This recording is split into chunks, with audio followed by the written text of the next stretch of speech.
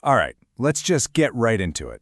AI isn't some far-off concept anymore. It's here, and it's changing, well, pretty much everything about how we work. Now, if you're a leader, this probably brings up a mix of feelings. Maybe some anxiety, but also a sense of huge opportunity. So the big question is, what's really going on, and how do you steer your team through it? Let's start with a number that really makes you stop and think. According to the World Economic Forum, we're looking at a projected net loss of 14 million jobs around the world by 2027. Now, that's about 2% of the workforce today. It's a big, stark number, for sure. But it really doesn't tell the whole story. See, when you look under the hood of that net number, you find this massive, massive churn. We're expecting about 83 million roles to be displaced by AI and automation. But, and this is the key part, at the exact same time, around 69 million brand new jobs are expected to pop up. So this isn't just a simple decline. It's a complete reshuffling of the deck. So let's be really clear about this. This isn't some small course correction. What we're living through is an AI shockwave.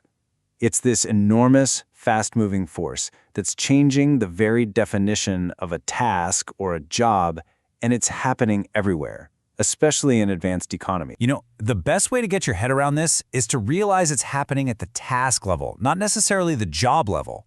The IMF points out that in advanced economies, almost 60% of all jobs have parts that are exposed to AI automation. So the point isn't that your job is going to vanish tomorrow. It's that the day-to-day stuff you do, that's what's about to fundamentally change. But okay, before we all panic, it really helps to look back a little.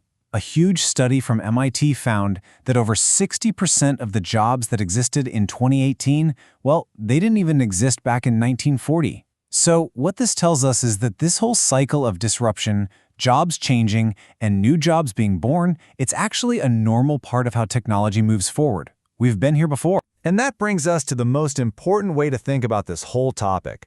The real story of AI isn't about getting rid of jobs. It's about jobs evolving. It's about boosting what humans can do and shifting what we actually value in the work that people bring to the table. The big word here is augmentation. This is how the smartest leaders are looking at AI. It's not a people versus machine thing. It's about letting the tech handle all the boring, repetitive, data-crunching work. Why? So your people, your actual human talent, can be freed up to focus on the stuff they're amazing at, thinking strategically, being creative, and solving really complex problems. And that's the real shift. AI pushes human work up the value chain. As it takes over the predictable tasks, it makes the uniquely human skills, things like empathy, tough judgment calls, and creative problem solving, more valuable than ever before. Okay, so that all sounds good in theory, right? But what does it actually look like in a real workplace? Well, we can already see it happening today if we look at how certain jobs are changing right now. Let's take an accountant, for example. Before AI, so much of their day was just manual data entry, running routine audits. It was tedious stuff. Now you have AI platforms that can chew through an entire company's financial data in seconds. So the accountant's role completely transforms.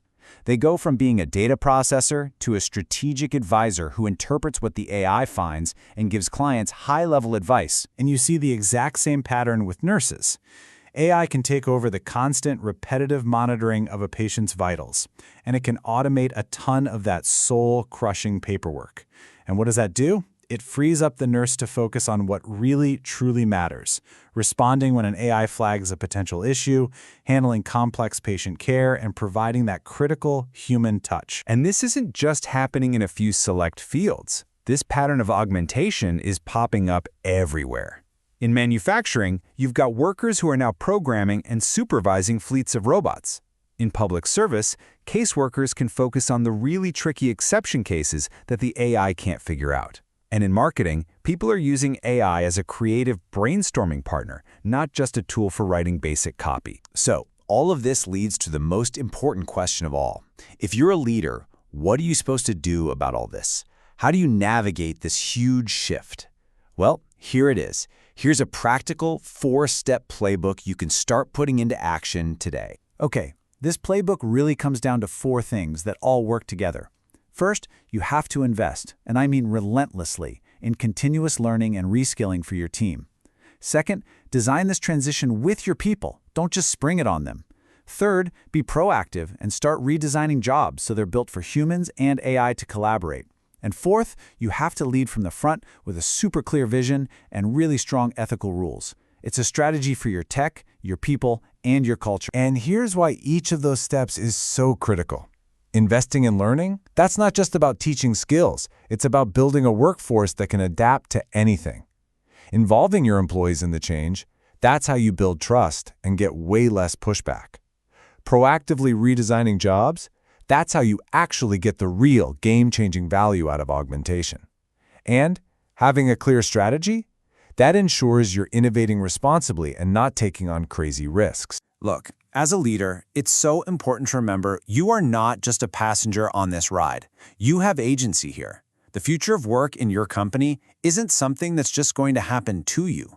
It's something you have the power to actively design and build for the good of your business and, just as importantly, for your people. So, to get the ball rolling, here are 3 really concrete things you can do this quarter. First, do a skills gap analysis. Figure out where you're most vulnerable. Second, launch a small pilot project.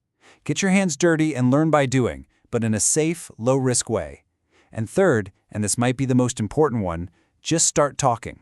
Open up a conversation with your team about what the future might look like. Involve them from day one. And we'll leave you with this one final thought to chew on. In the very near future, you won't just be hiring people, you're going to be integrating AI systems as core members of your team. So the question isn't if this is going to happen. The real question is, are you and is your organization ready to lead in that new world?